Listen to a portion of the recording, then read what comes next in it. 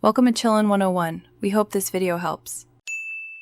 You start by positioning a strong white light, point it through your dispersing optic immediately.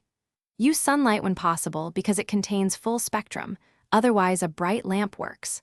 Once set, tilt the prism or grating so light hits at an oblique angle. That creates angular separation of wavelengths.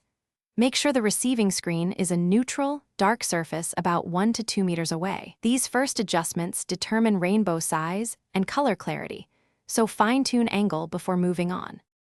Now refine the geometry.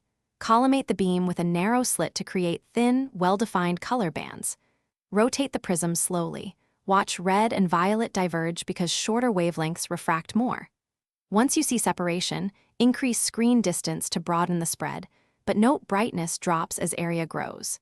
If using a grating, orient grooves perpendicular to dispersion. Use higher groove density for wider separation. Combine small angle tweaks and slit width adjustments until finish by fixing the prism or grating in place and marking positions so you can reproduce the rainbow.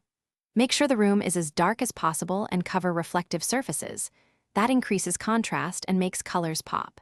If bands appear washed or overlapping, narrow the slit or slightly change the incident angle. Blurriness usually means the beam is too wide or alignment is off.